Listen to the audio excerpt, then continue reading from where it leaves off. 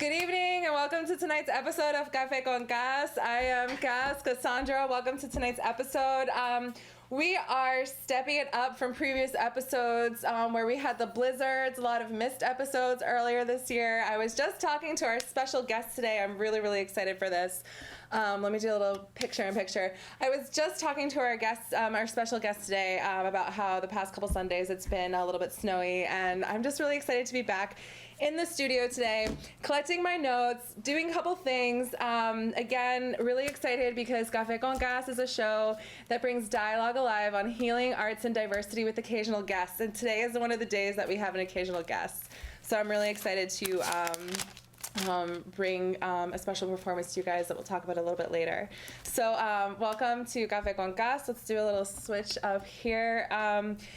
Yeah, so like I said, we have in the studio for the live performance Naomi Toledo and Licia Vida Ortiz. I'm very excited to greet them both, and that's what's going on. And all right, so what also is going on, what's the point of me talking about healing, arts, and diversity without actually explaining to you what is healing or what we talked to you about healing? It's kind of really important, and I think something that I like bringing up is this definition and just like a little PBS moment, a little shout out to PBS Educational TV. So what is healing? It's to make healthy, whole, or sound, restore to health, free from ailment, to bring to an end or conclusion is conflicts between people or groups, usually with the strong implication of restoring form or amity, settle, reconcile, etc., etc. So if you weren't sure what I was talking about, like who is this lady on Channel 9 being like, healing what? This is what we're trying to heal. This is what's going on. Welcome. Welcome and enjoy. All right, so we got like a really nice vibe in the studio, so that's why I was just kind of like, having a moment. All right, so let me just disappear for a second. Hey. All right, so tonight's emotional check-in. I was really excited for this because I've been checking in with myself emotionally a lot this week. Just having, I'm going to talk about this in a second, but just like, I'm feeling a little bit, I had a couple little hysterical moments this week. That's how I was feeling, not particularly today, but just had a couple moments like, when will spring happen? That was like a moment. And also like, why does it still feel like midterms, even though those were 2 weeks ago? A lot of things are going on. So I'm feeling that. I'm feeling a little bit smug, a little bit love struck, a little bit hopeful, and definitely happy, as I always am when I come into the studio for Café con Cas. So that's really kind of what's going on in today's emotional check-in, and I'm excited to ask Alicia and Naomi how their emotional check-in is going today, and like have them sit down and maybe do a little bit of that later. So we'll see what's in store for you guys later. So anyways, that's tonight's emotional check-in. Don't be afraid to check in with yourself emotionally. There was a time in my life, I can talk about emotions, but there was a time in my life that like I got the only emotion was upset, because I was like, I don't know how to talk about my feelings. One feeling, happy or sad, like, enough is enough. Like, it really wasn't complex. So I'm a little sophisticated with my emotional wellness nowadays, but I encourage you guys to do the same and just like check in with yourselves. So bringing up a really familiar link to some of you and new to others. I'm just going to fix this right here. All right, so bringing up a really interesting link that I've talked about in the show before. How to stop absorbing other people's emotions. It's a really hard topic, and one of the reasons that I'm actually bringing up this topic is because I've done a lot of practice with it, and now I'm thinking, shoot, what now? So let's go through this and give you a little bit of a refresher, and for some people who are just joining us, just kind of like, what are the steps? And I like this because they're visual. So there's some negativity in the background. Maybe this is your inner critic. Maybe these are some haters. Like, maybe these are the village people. I don't really know, like, coming, like, for you. I don't know what your issue is, but number one step is to identify whether you're susceptible. So that's kind of an interesting moment because you're looking at yourself. I would recommend doing this in a non-judgmental way. I'm going to, like, actually switch this up. I'm going to recommend doing this in a non-judgmental way.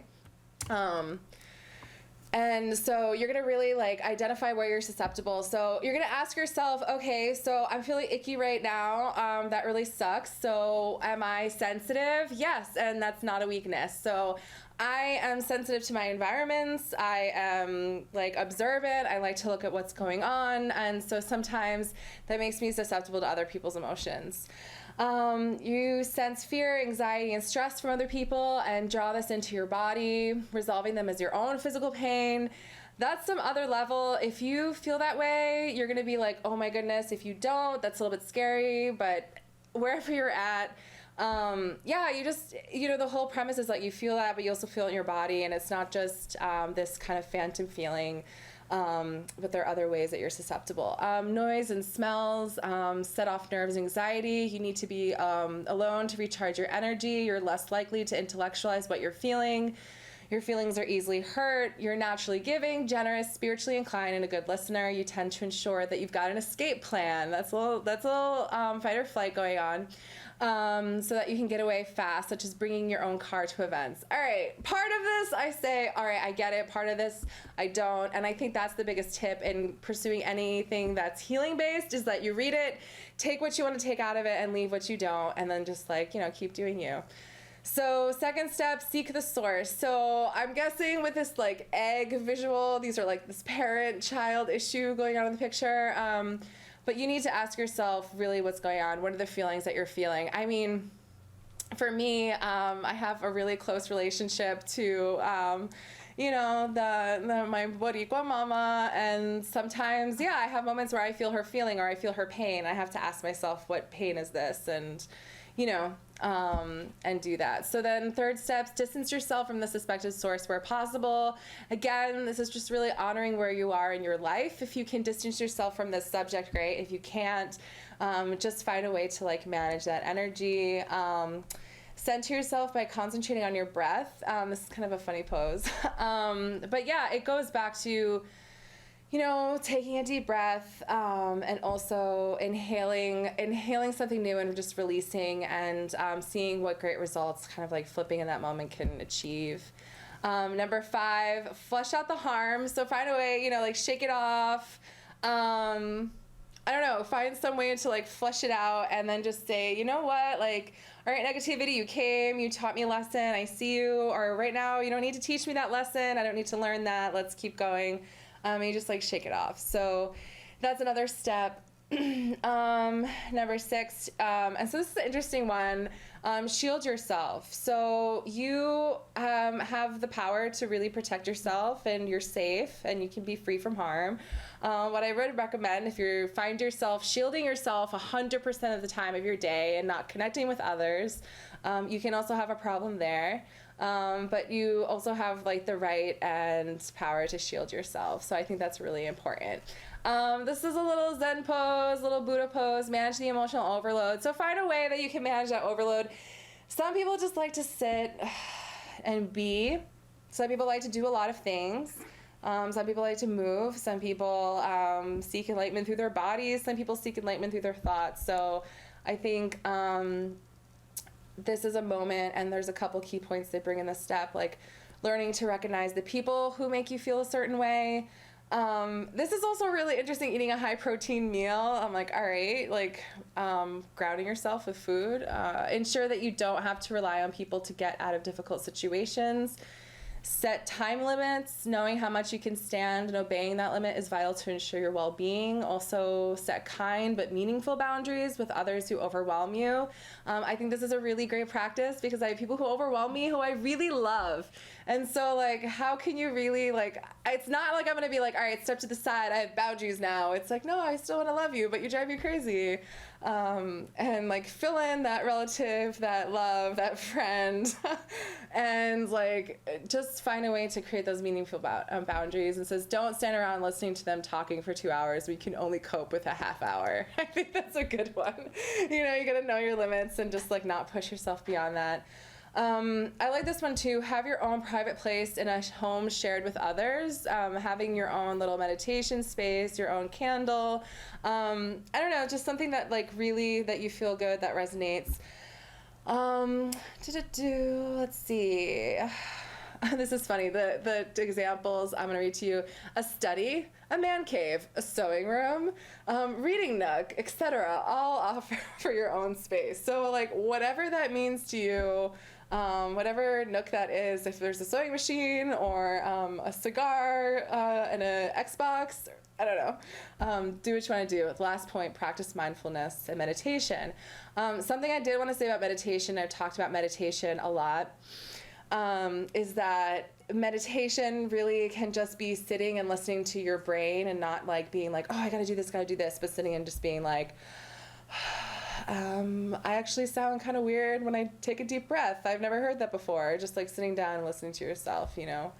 Number 8, look for positive people and situations. This is so crucial because you can't just get to know the negative and not give it something else, because then you're just like feeding the negative. And it's great to know the negative, and it's great to know like when you're feeling down and what those triggers are and how to pick yourself back up. But also, please make time for joy and don't feel guilty about it. Look for positive people in those situations. Cultivate positive emotions that boost your inner strength. If you're surrounded by peace and love, you'll flourish as strongly as the negative emotions will cause you to wilt. Respecting your own needs through healthy self-love will increase your ability to respect others. I also think that increases your ability to be compassionate towards others. If you're really not respecting your own life, and we all have those moments. I have moments where I need to like shut down completely, but like if you're not taking care of you, it's really hard to take care of other people. So that's really important. And then number 9, also, what up to the pacifists who don't like war? Create and maintain a haven for disengagement. Disengagement has, I will say, it has like a little bit of like a linguistically, maybe like a little bit of militaristic connotation, you know, engagement, disengagement. But I think really what it is just having like a safe place. I think if I were to rewrite number 9, I would say that, creating a safe haven, like your own little daisy pond. So it says, leave many paths open that lead to communing with the resonance of nature. Returning to your rightful home as a creature of nature switches off your victim mentality and recharges you energetically and spiritually. So really like letting go of that myth of scarcity in this technological world and really believing that like things will grow in the planet and we'll have food, we'll have shelter. So there's a couple different tips. Keep a picture of a waterfall, look at it when you're overwhelmed, step into a quiet forest path, maintain a personal space or cozy retreat, where you can kind of tap into your own energy and practice yoga and breathing, because then you can create that sanctuary inside of yourself.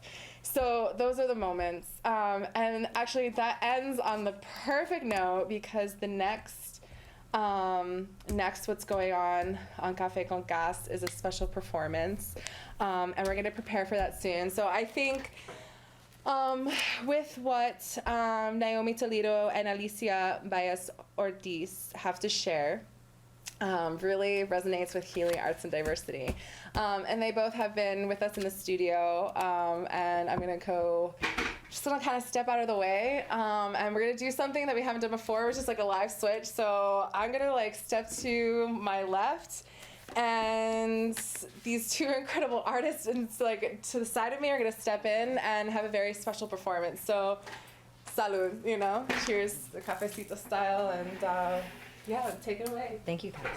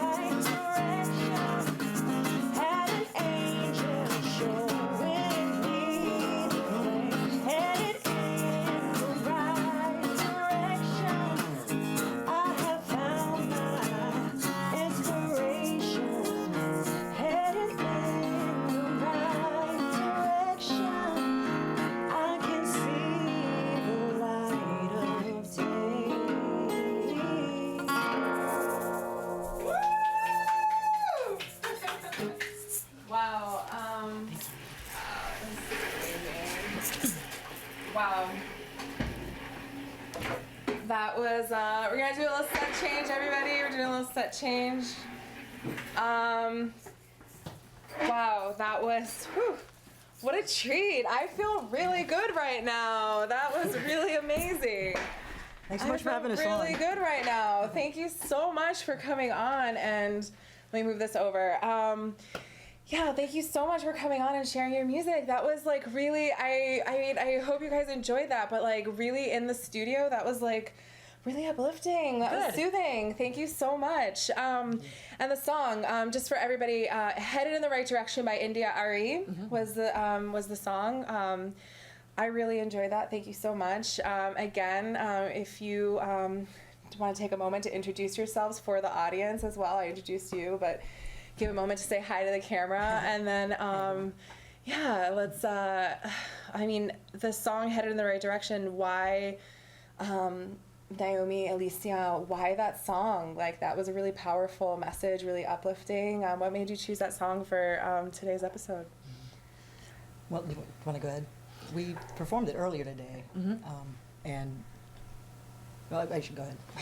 Well, we both attend Unity in the City, a spiritual community here in Boston, and we performed that earlier today. Headed in the Right Direction, I think, you know, a lot of us can relate to the feeling of, I don't know where my life is going, personally, professionally, interpersonally, and knowing that when you get quiet, you listen, you turn inward, and you find that light in yourself, you trust your gut, you have faith, you trust your intuition, which I believe is particularly challenging for women because we're often taught to ignore our intuition, but it's actually a really strong piece of guidance inside of you to listen to it and trust no matter where I am in life, no matter what trials, struggles, and tribulations I'm going through, no matter what craziness is going on in the world and our immediate community right here in Boston, I'm headed in the right direction because I'm coming from a place of genuine being and light and positivity and joy and spreading that. Yeah, I felt the song resonated a lot for us both because we both moved to Boston for, you know, for reasons of bettering ourselves and pursuing dreams. I mean, for me personally, I moved across the country to come here for grad school, but I also fell back into music and into this project and found a spiritual community, all because I trusted that intuition that India talks about in these lyrics. And I love her lyrics. We were talking earlier about her lyrics, how, you know, I think anyone else wording them this way could be kind of cheesy. She does a great job of making these really poignant statements in a beautiful, artistic, poetic way where it's about love, it's about positivity, but it's not corny whatsoever. Interesting. You know, so the lyrics really resonated for both of us. Yeah. I think my favorite line from the song, and she says, "Down the path there were eyes, and somebody told me that I look like I'm glowing." And when you're on the right path, we give off vibes no matter what. And so sometimes we feel, gosh, my life just feels in puzzle pieces, just spread all over the place. But we can give each other tidbits and clues. You know what? You're glowing. You're just coming alive because you're doing what you love and you are pursuing what makes you feel alive. That glow is not limited to pregnant women. Like, anybody can be glowing if they're happy. But that glow can also come from like achieving that. It sounds like achieving that creative purpose, and I don't mean creativity just in like the professional sense, but also like designing your own life, you know. And I think for me, I mean, just like sitting and hearing that song, I was just thinking to myself, like, I mean, I've heard India Ari for me has been someone who's also been present in the spiritual community and the healing community. Definitely a lot of books like Louise Hay, I've mentioned, Hay House Meditations. So this is like, you know, you're among, how do I say, what's the word for it? It resonates like among the crowd because it's like a lot of those healing tools. But it's really interesting to hear. It's really interesting to hear this cover in the context of like how you've applied it in your spiritual community as well, because like you said, it would be cheesy in one sense, but I guess in the context of really, you know, deciding to come together spiritually and share a mission, it's more reinforcing. Because sometimes I think like, you know, you can give the message, but you also have to be open to receive it, you know? So you guys gave a really good message tonight. And how did you decide to come across music, or how did you decide to perform? Do you just perform at a church, or do you also dedicate more time outside of worship to make music and perform? Well, this is us performing together and playing together is a brand new project. This is our very first time performing actually our live debut. anywhere. Our debut. Let's give Café another con round of applause. Gas. Debut, yes. So Good, Mom. we both have long histories with different musical projects, and for me, I come from a professional background of community organizing and political engagement, and my personal goal in life is to bring together music as a form of inspiration and sparking initial personal empowerment, and bringing in political organizing skills and tools. So someone might hear music and say, wow, I'm so inspired, I want to make a change, I want to make a difference, but I don't even know where to start. So nice. to bring in tools, here's how you make a petition, here's how you knock on your neighbor's doors, here's how you reach out to your community and build coalitions. And I like to say coalition is a family value. There's community, there's nothing more important than community, and there's specific reasons why it's advantageous for certain power structures that we stay divided from each other. Yeah. Just coming together in community is so important, and music is a big piece of that. That's really wonderful. That's really great. And also really empowering, because you think oftentimes, people have a good sense of what's going on in the world. I think regardless of your educational background, you have a good sense if you're being wronged. And I think offering something that's like healing, or also has like, art has an entertainment value, a healing value. It has so many different like sides of it, but also to offer tools, I think like has the potential to like make it a really successful project, because it's something that, I really believe in that. You're not just like, doing it for performance sake, but also doing it for the sake of like having this mission behind it, which is really exciting for us to hear about, and exciting that this was the first time you performed here at Café con Gas. Thank you. Yes, Thank thank you. you for watching. And I would say as I look at the clock and I think, darn, there's a minute and 20 seconds left. If for someone in the audience who's really inspired by this performance and wants to surround themselves with positivity or start a creative process in their own sense, are there any tips you have as two really incredible artists who are engaged in your own process for someone else who's trying to start out and be creative? And Well, me personally, I would say if you want to play an instrument, do it. What's stopping you? I work at a music store part-time, and I was working at the store in Houston, and one day this little lady comes in her 90s. Yeah. She's in a nursing home, and she comes in with her caretaker, and she bought a guitar. She had oh my gosh, waited till that moment to learn how to play, but until that moment, it wow. literally is never too late. She came in and bought that guitar and took it back, and she entertained the nursing home apparently with her Wow. 2 chords that she learned, but whatever. That's she learned awesome. how to play. And in the It's never too next late. 15 seconds, as we talk about it's never too late, what would you like to? A quote that I tidbit? try to resonate with myself: you don't have to get it right, you just have to get it started. Oh, awesome. All right. Well, wow, that was really incredible. Thank you both. Thank you. For your time. And please come back any other time to show us something new, or, play something that Yes, amazing.